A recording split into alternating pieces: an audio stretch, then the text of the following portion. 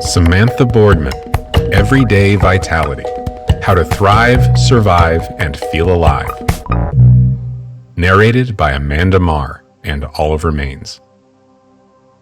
We often long for easier lives, dreaming and making plans for that wonderful day when things settle down, the baby is older, the kids leave for college, this new job becomes less demanding, we retire, and we won't be so stressed.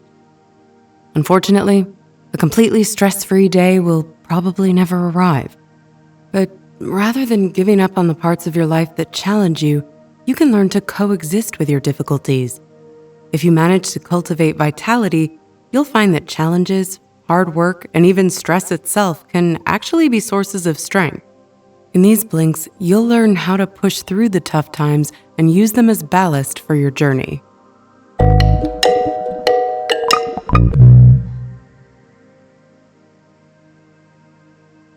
Blink 1 of 6. Imagine that you've had a terrible week. Maybe a beloved pet passed away or a family member received a worrying medical diagnosis. You might be tempted to cancel plans, turn off the ringer on your phone, and drown your sorrows in nonstop TV, beer, and ice cream. But here's the thing, none of those things will really help you feel better. They can often actually drag you down even more. So what will help?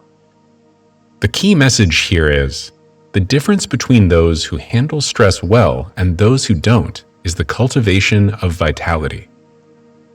Look around at your friends and family. Who seems okay even when things don't go their way, and who lets a situation drag them down? Penn State professor David Almeida refers to these groups respectively as Teflon people and Velcro people. Velcro people remain stuck in difficult situations, catastrophizing and spiraling into more negativity.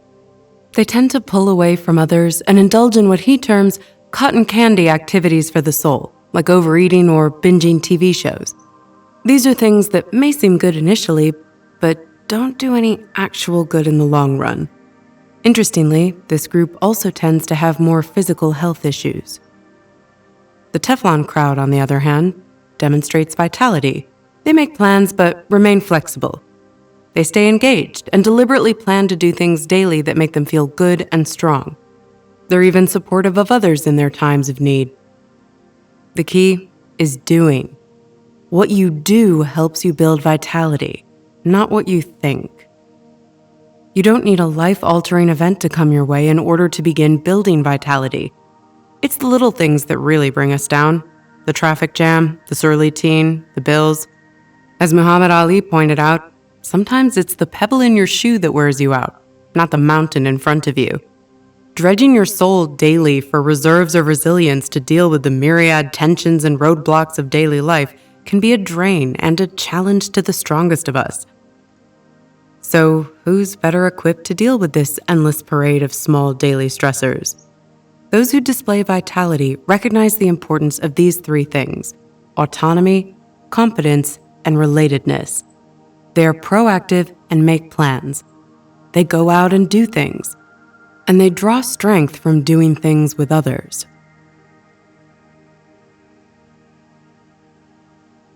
Blink 2 of 6. University of Richmond researchers tempted two groups of rats with Fruit Loops. One group had the cereal buried in their bedding and had to search for it. The other group were handed their treats. After a few weeks, researchers began presenting the Fruit Loop inside a clear plastic ball. All the rats tried to get the Fruit Loop, but the rats who were used to working for their treat worked harder.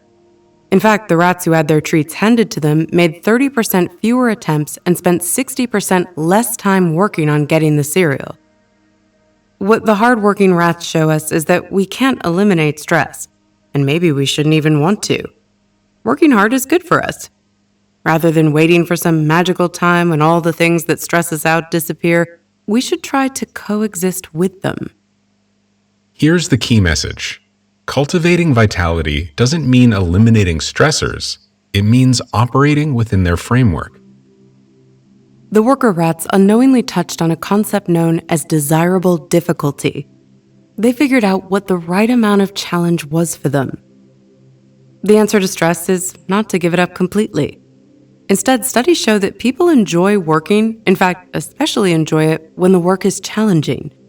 Studies on pre-goal attainment also show that the engaged, uplifting feeling of moving toward a goal is just as important as the glow of achieving it. Here's a great example from the 1950s. Trying to appeal to busy housewives, General Mills came out with a cake mix. All the ingredients were in powdered form. All you had to do was add water, mix, and pop it into the oven. You'd think it would have flown off the shelves, but the opposite happened. The mix required so little effort that it almost felt like cheating. That rewarding feeling just wasn't there. General Mills retooled the kit so that an egg had to be added to the mix. The result? Instant success. So what about the catch-22 of wanting a challenge but struggling with the accompanying stress? To reap the benefits of a positive outcome without the struggle, you need to develop vitality and resilience. We'll learn how to do that in the next Blinks.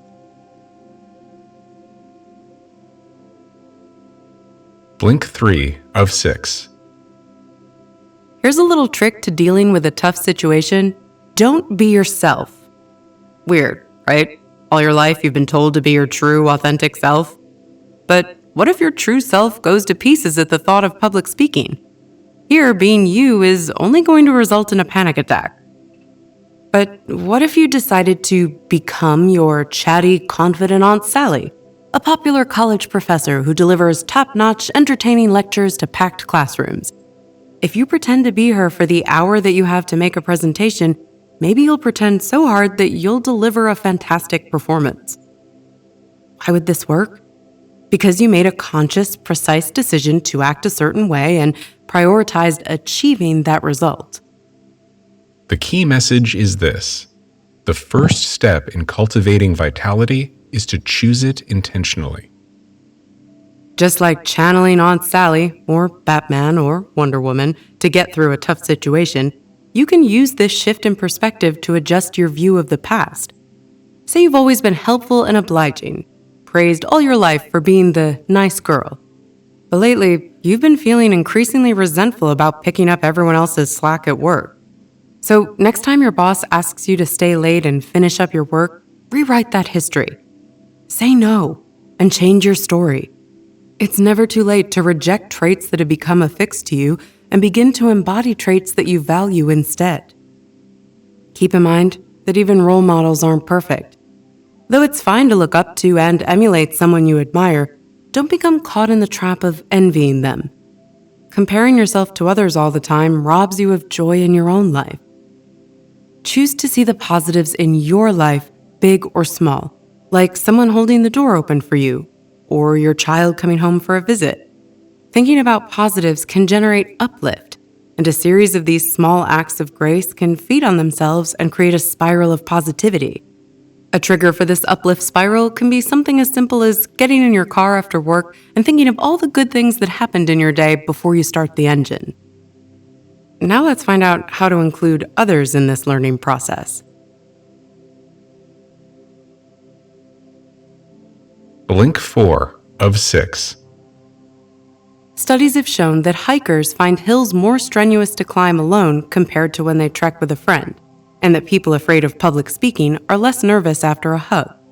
And paramedics who have high levels of social support sleep better after a high-stress day than those who report lower levels. In one study of married couples, those who held their spouse's hand while being administered an electric shock felt less pain than those who didn't. Interestingly, those who were in loving relationships felt the least pain. It turns out that loving and being loved can actually shield you from some of life's hardships. The key message here is: building and maintaining connection with others is a powerful source of vitality. When life gets busy, it's easy to retreat into the cocoon of our own homes and avoid contact with others. But it is precisely that contact that can help us deal with the stress. Better conversations make people happier. That's real conversations that involve a significant exchange of information, not just small talk. Don't hijack the conversation and talk only about yourself. Ask questions. Include everyone in conversations. Look, listen, and notice. Something that's also very important: put your phone away. Effective communication can be especially important in romantic partnerships and marriages. Create a decontamination protocol to wash off the tough day at work before joining your family so you don't take your stress out on them. When your partner tells you something, respond with active constructive responding, or ACR. This means responding with wholehearted, genuine enthusiasm, including eye contact, follow-up questions, and focused attention.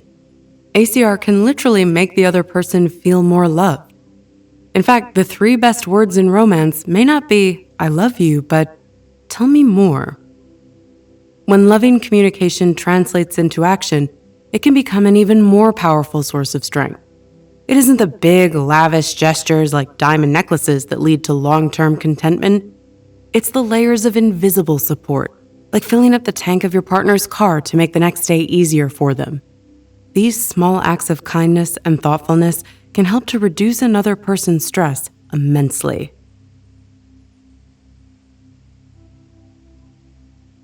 Blink 5 of 6. Here's an interesting fact.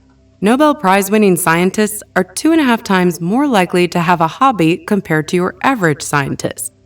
You'd think they'd be so busy coming up with groundbreaking theories that they wouldn't have time for anything else.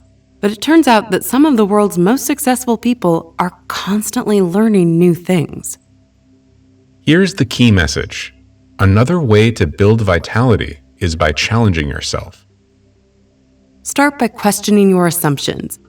We're always told to be happy, but it's okay to be sad sometimes. Allow yourself to feel disappointed rather than rationalizing your way out of the problem by saying, "Well, she wasn't right for me anyway," or "that teacher never liked me." Put what you're feeling into words and pinpoint why something bothers you. Understand that ambiguity exists and learn to coexist with it. Then challenge yourself to go out and do something new and interesting, something that increases your knowledge, broadens your perspective, and helps you do even more new things. Passive activities like watching TV or scrolling through social media on your phone don't count. If you've ever hit the magic stride on a run or become lost in the words of a poem you were writing, you were lucky enough to be caught up in the flow. The flow is that wonderful feeling that comes when you are so immersed in something that you almost transcend yourself and become one with the thing you are doing. Doing activities that can lead you to this point will almost certainly build your vitality. On a more everyday level, challenge yourself to become healthier in general. Get at least 7 to 8 hours of sleep. Any less can make it impossible to think clearly or see things in a positive light. Prioritize sleep as you would a meeting. Set an alarm for your bedtime, and set notifications on your phone to silent an hour before bed so you can start to unwind. Make sure to exercise. A 30-minute walk 3 times a week has been shown to be as effective as stress relief medication. A sedentary lifestyle can almost double the chance of depression. Even improving your posture can affect your mood. Once you do a small thing that makes you feel better, it can feed into another thing, and the next thing you know, you've kicked off a whole series of positive events. You might even find that you've created a habit. Blink 6 of 6. In a study designed to test whether intention affects pain perception, participants were paired up and divided into 3 groups. In each group, one partner administered a small electric shock to the other. Members of Group 1 were told that they had been shocked by mistake, while members of Group 2 were told that their partners had shocked them on purpose, although no reason was given. But members of Group 3 were told that the electric shock was a step in a process that would eventually allow them to win lottery tickets. And guess what? Members of the third group reported feeling the least amount of pain. Just knowing that the pain was inflicted with the intention to help participants gain something made the pain hurt less. The key message is this: context matters when you're building vitality. We live in a society where we've been encouraged to put our own mask on before helping others. We keep hearing, "Do things for yourself, put yourself first."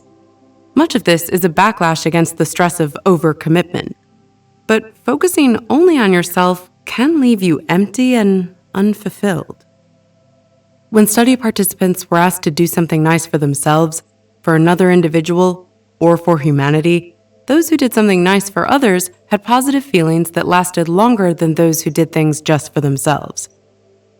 To help put your choices in context, think about what is meaningful to you. Perhaps you have high cholesterol. Simply knowing that fried food is bad for you may not be enough for you to avoid unhealthy eating. But when you think about a grandchild you love and then think about your cholesterol, you might be more likely to stick to a healthy diet so you can be around long enough to enjoy their company for many years to come. In a world where it feels like headlines about war, disease, and environmental disasters are constant, it's easy to get caught up in negativity. Cultivate vitality by rejecting a pessimistic lens through which to see the world. Don't go out of your way to look for bad news. And don't be that person who's eager to share the latest litany of disasters with others. Instead, note and write down at least 2 ordinary, uplifting moments per day. Vitality is not something you have to be born with. It's something you can grow within yourself. Following the steps outlined in these blinks can help you build vitality amid the daily stressors of life.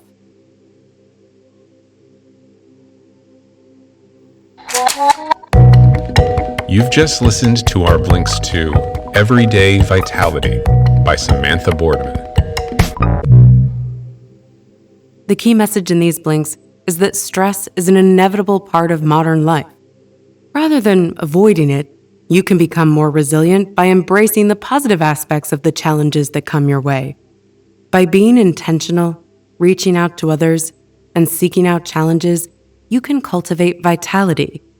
Developing vitality is a win-win, as the more positive you are, the more positivity you seek out and create.